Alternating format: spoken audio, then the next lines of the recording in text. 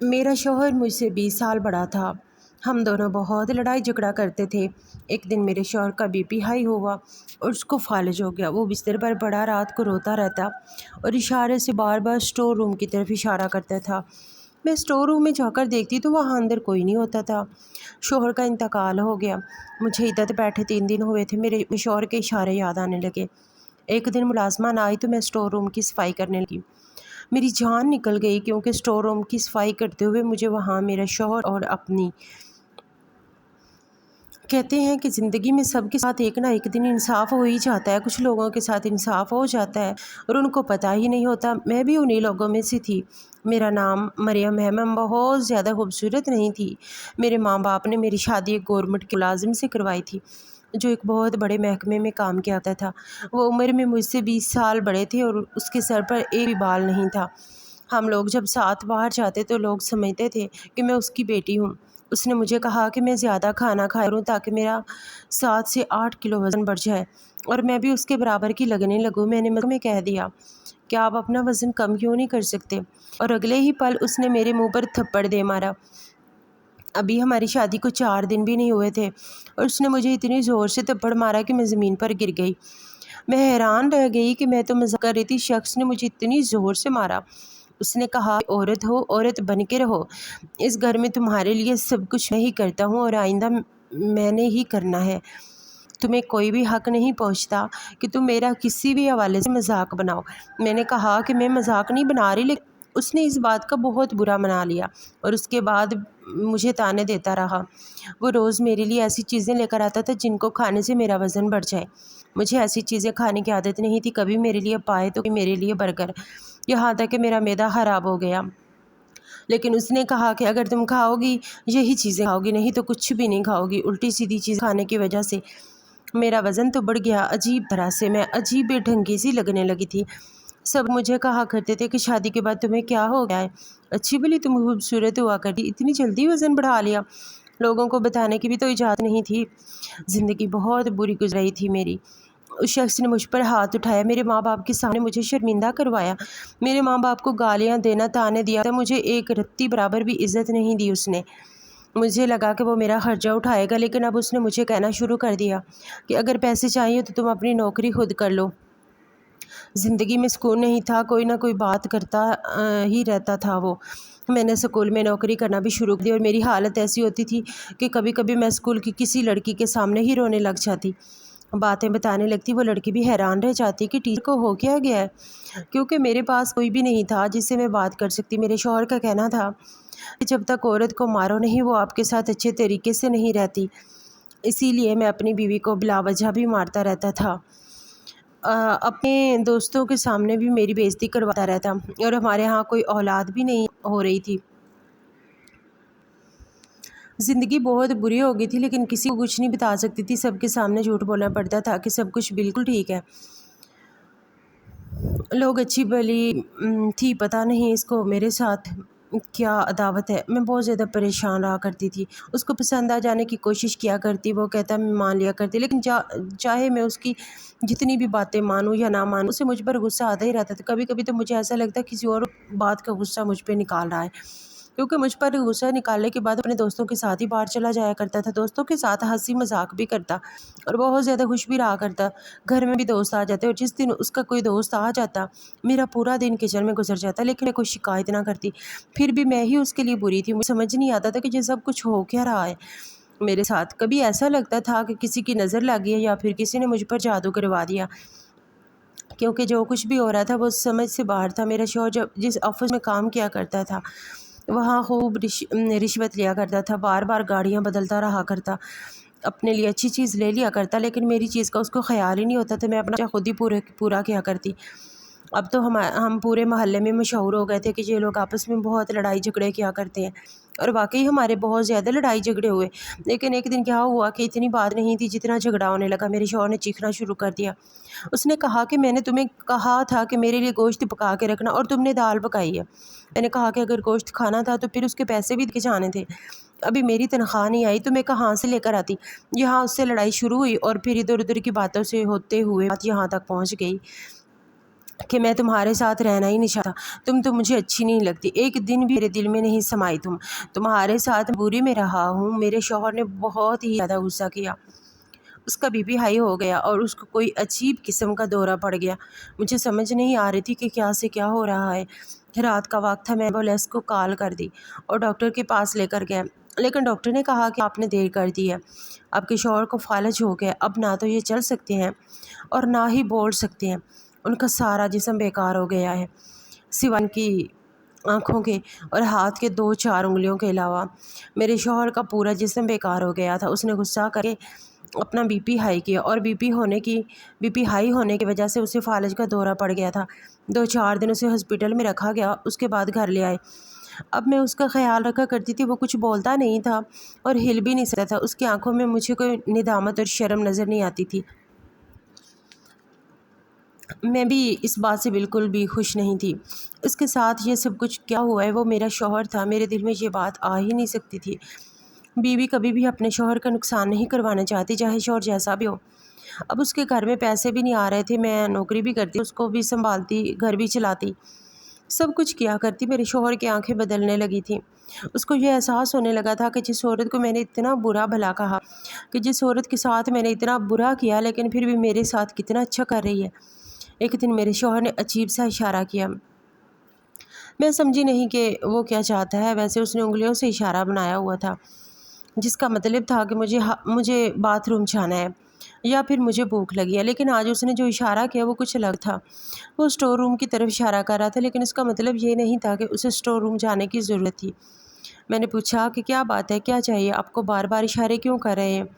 بلکہ مجھے سمجھ نہیں آ رہی تھی۔ میں نے کہا کہ اسٹور روم جانا ہے۔ میں نے پوچھا تو اس نے نام اشارہ کیا، مجھے بالکل بھی سمجھ نہیں آ رہی تھی۔ میں نے کہا کہ مجھے آپ کی بات سمجھ نہیں آ رہی۔ میں گھر میں ایک نوکرانی رکھ لی تھی، کیونکہ میں آتے دن گھر پر نہیں ہوا کرتی تھی۔ اگر اسکول میں بچوں کو پڑھانے نہ جاتی تو پھر گھر کیسے چلتا؟ آفس والے بھی اس کا حساب کلیئر کر دیا تھا، انہوں نے کہا کہ اب یہ تو نوکری پر نہیں آ سکتا تو اس کو تنخواہ نہیں ملے گی، اور جو اس کی ابھی تک کی تنخواہ ہے اور جو فنڈ بنے ہوئے ہیں ان کو ملنے میں تھوڑا ٹائم لگے گا۔ اگر ان کو فون کیا کرتی تھی تو وہ کوئی اور ہی کہانی سنا دیا کرتے تھے، وہ ویسے بھی ایک طرح سے اٹک ہی گئے تھے، ہمیں مل تو نہیں رہے تھے وہ پیسے۔ میرے شوہر کا کام ایسا تھا، اسے بہت لوگ جانتے تھے، اس سے ڈرتے کہ اس کے دستخط کے بغیر فائل مکمل نہیں ہوتی۔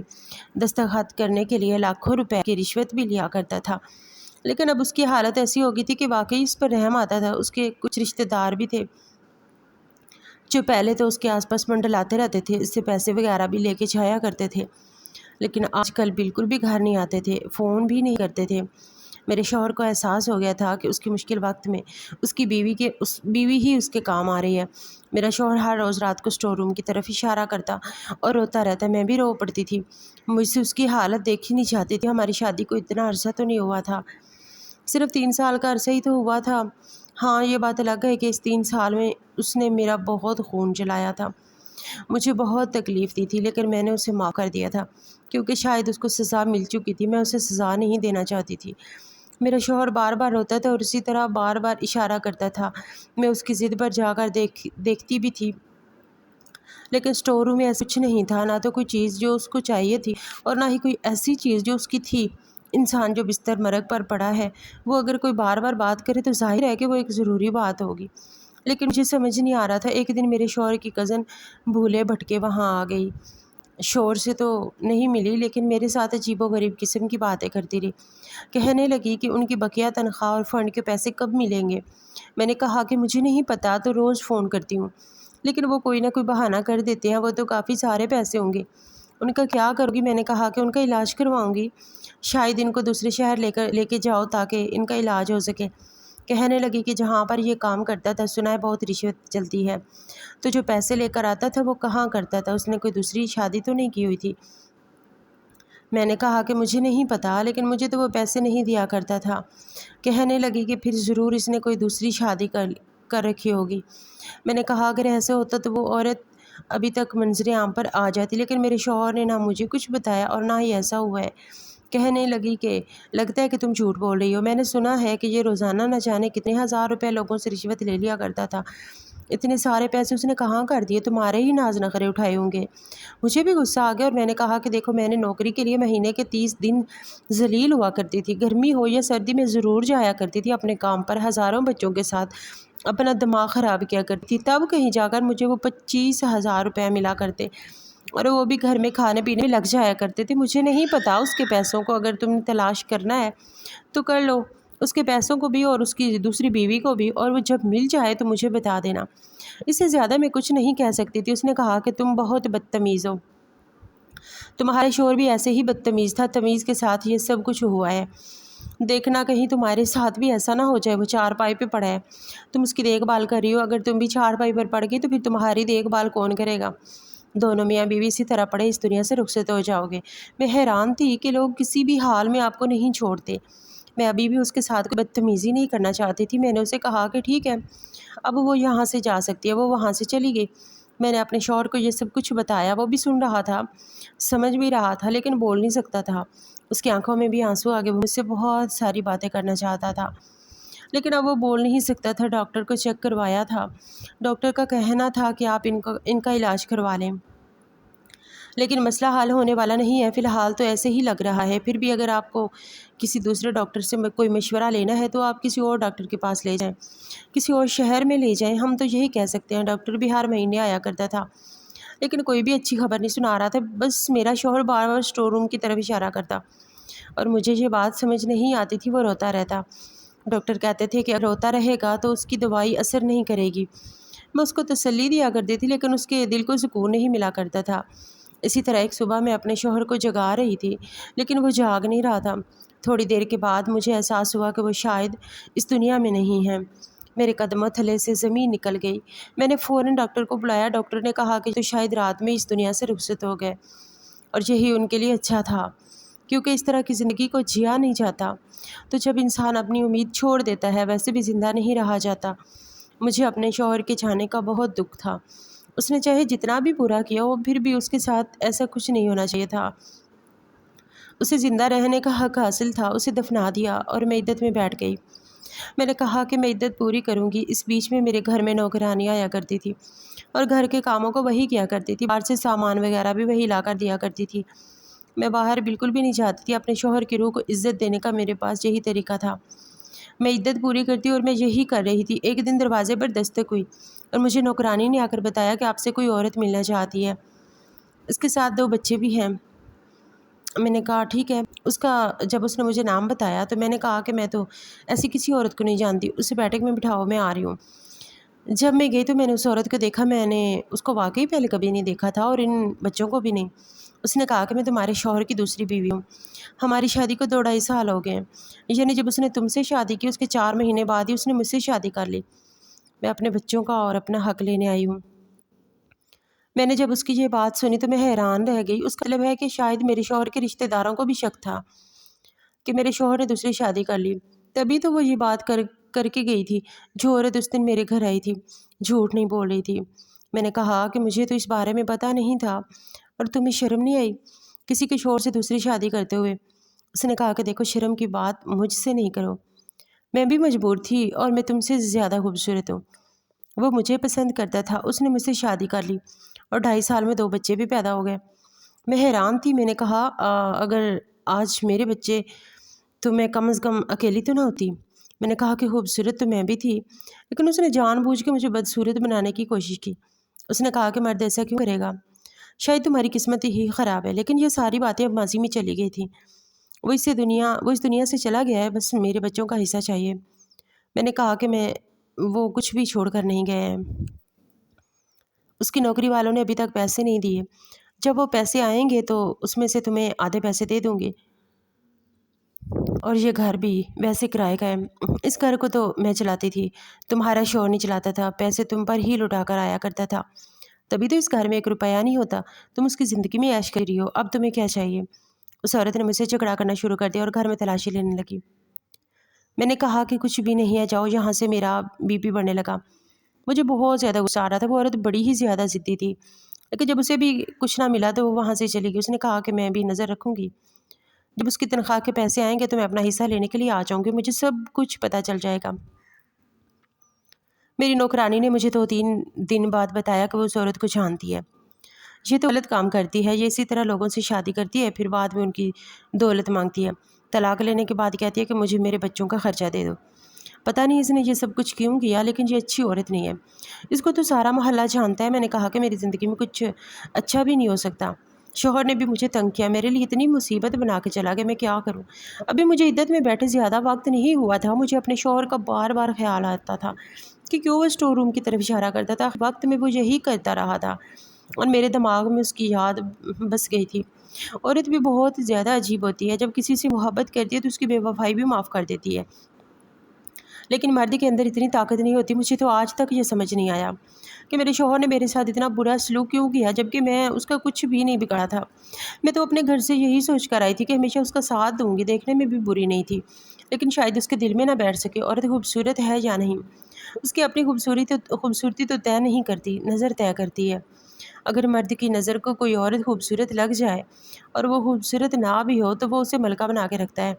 और कभी कभी अच्छी सूरत वाली औरतें भी जब मर्द की मंजूर नज़र ना बने तो उनकी हालत मेरे जैसी हो जाती है, क्योंकि आजकल तो हालात ही ऐसे हैं। दिन रात टेंशन में रहती थी और खाने पीने को भी कुछ नहीं मिलता था। लेकिन अब मेरे पास क्या रह गया था। मेरी उम्र भी इतनी ज़्यादा नहीं हुई थी, लेकिन मुझसे किसी ने शादी नहीं करनी थी और ना ही मेरा शादी करने का कोई इरादा था। मैं शादी नहीं करना चाहती थी, मैं तो बस ये चाहती थी कि अपनी ज़िंदगी को अपने तरीके से चुपचाप गुजार लूँ। मेरे दिल से सारे जज्बात मर चुके थे, तो मेरी ज़िंदगी का कोई मकसद ही नहीं था। मैं इद्दत में बैठी तो स्कूल में भी नहीं जा पा रही थी। मेरे शौहर के पैसे भी नहीं आ रहे थे। उसकी दूसरी बीवी बार बार फ़ोन किया करती और कहती थी कि पैसे कब आएंगे। उसने मुझे तंग कर रखा था। मेरे घर में बिल्कुल भी पैसे नहीं थे। मैंने अपनी नौकरानी से कहा कि वो भी यहाँ से चली जाए, क्योंकि मैं उसको तनख्वाह नहीं दे सकती थी। एक दिन मैं बहुत हैरान हुई जब वो खुद मेरे लिए खाना बना कर लाई। उसने कहा कि आप बहुत अच्छी हैं बीबी जी, आपने मेरा बहुत ख्याल रखा है। मेरे पास तो इतना है, मैं आपके लिए इतना ही कर सकती हूँ। उस दिन एहसास हुआ कि अगर आप अच्छे लोगों के साथ अच्छा करें तो के साथ उससे भी ज़्यादा अच्छाई करने की कोशिश करते हैं। उसके पास तो खुद कुछ नहीं होता, उसके 4 थे। मैं तो उस पर बोझ नहीं बनना चाहती थी। मैंने उसे कहा कि अगर मेरे हालात बेहतर हो गए तो मैं उससे नौकरी पर रख लूँगी और उसकी तनख्वाह भी देगी। मेरे शौहर के ऑफिस वाले भी पैसे नहीं दे रहे, शायद वो पैसे खा जाना चाहते थे। और इधर उसकी बीवी ने भी बहुत ज़्यादा तंग कर रखा था। मेरी दोस्त वगैरह थी जिनसे मैंने थोड़े बहुत पैसे उधार लिए थे और किसी तरह खाना पीना भी चल रहा था, लेकिन वो भी बहुत कम थी। मैं बहुत ज़्यादा परेशान थी। अब तो मैंने नौकरानी को भी छुट्टी दे दी और घर बहुत ज़्यादा गंदा हो गया था। वैसे भी करने को कुछ था नहीं, सोचा कि घर के काम ही कर लूँ। मैं स्टोर रूम में चली गई और स्टोर रूम में भी अपने शौहर के बारे में ही सोच रही थी, क्योंकि वो बार बार उसी तरफ इशारा किया करता था। अचानक बेध्यानी में मेरा पाँव फिसल गया, दीवार से जा लगी। मेरे बाजू पर चोट लगी, लेकिन वहाँ पर लगी एक बुरी तरह से टूट गई। वो जो मैंने इस तरफ देखा तो मेरे कदमों तले से ज़मीन निकल गई। मुझे यकीन नहीं होता कि ये मेरी आंखें क्या देख रही हैं। इस दीवार के पीछे एक बहुत बड़ा हिलाया गया था, जहाँ पर तिजोरी नज़र आ रही थी। जब मैंने उसके दरवाजे को खोला तो मेरे कदमों तले से ज़मीन निकल गई कि उसके अंदर दौलत, सोने के बिस्किट, न जाने क्या कुछ था। ज़ाहिर है ये सब कुछ यहाँ मेरे शौहर ने रखा था। वो बार बार इसी तरफ इशारा करता था, लेकिन बता नहीं पाता था। जैसा कि मेरे शौहर के बारे में मशहूर था कि वह महकमे में काम किया करता था और बहुत ज़्यादा रिश्वत लिया करता था। शायद ये सब कुछ उसने रिश्वत के पैसों से ही बनाया था। मैंने वो सामान वहाँ से निकाल लिया और उस जगह को इस तरह बंद कर दिया जैसे वो पहले बंद थे। जो टूटा हुआ था उसके आगे मैंने शीशा लगा।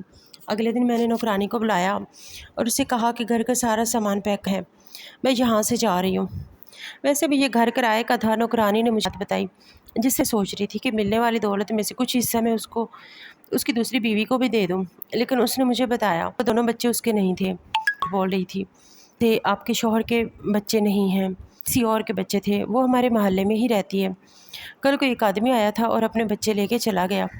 नौकरानी कहना था कि ये भी हो सकता है कि वो झूठ बोल रही हो और आपके शौहर ने उसके साथ शादी ना की हो, क्योंकि ये औरत इस तरह ड्रामे करने में बहुत ज़्यादा मशहूर है। मैं भी खामोश हूँ। मैंने नौकरानी को उसकी तनख्वाह और कुछ इजाफी पैसे भी दे दिए। वो भी हैरान हुई उसको कि शायद ऑफिस वालों ने पैसे भेज दिए, लेकिन ऑफिस वाले थे खा चुके थे। मैं वहाँ से चली गई। मैंने कुछ सामान भी नौकरानी को दे दिया। मैं थोड़ा बहुत सामान लेकर दूसरे शहर में गई। وہاں جا کے میں نے گھر بنایا، نوکری بھی کرنے لگی۔ آج میرے پاس گاڑی ہے اور میں اپنے شوہر کے نام سے ایک مدرسہ بھی بنوا رہی ہوں۔ یہ پیسے اسی کے تھے، اسی نے یہ رکھے تھے جو وہ مجھے دینا بھی نہیں چاہتا تھا، لیکن شاید قسمت میں یہی لکھا تھا کہ جب وہ اس دنیا سے چلا گیا تو یہ پیسے مجھے مل گئے۔ اسی لیے میں اپنے پیسوں کے ساتھ کوئی اچھا کام کرنا چاہتی تھی۔ یہ سب سننے عجیب لگتا ہے، لیکن میرا شوہر مجھ سے 20 سال بڑا تھا اور اسے سروس دیتے ہوئے 21 سال ہو چکے تھے۔ اس نے اتنے سالوں میں سب کچھ جمع کیا تھا، لیکن اس کی قسمت بھی عجیب تھی کہ وہ جمع تو کر گیا لیکن استعمال نہ کرا اور دنیا سے چلا گیا۔ بس یہی تو زندگی ہے، اس میں کچھ نہ کچھ عجیب ہوتا ہی رہتا ہے۔ پر میں پر بھروسہ نہیں کرنا چاہتی اور دوبارہ شادی بھی نہیں کرنا چاہتی۔ فی الحال میں کچھ سال ایسے ہی گزار جاتی ہوں۔ میں آگے پڑھائی بھی کر رہی ہوں تاکہ مجھے اس سے اچھی نوکری بھی مل جائے، کیونکہ دولت کا چاہے آپ کے پاس دریا کیوں نہ ہو، ایک دن ختم تو ہو ہی جانا ہے۔ میں اپنے شوہر کو اچھے الفاظ میں یاد کرتی ہوں، مثال ثواب کے لیے کوئی نہ کوئی ختم وغیرہ بھی پڑھاتی رہتی ہوں، کیونکہ وہ جیسا بھی تھا تو میرا شوہر ہی۔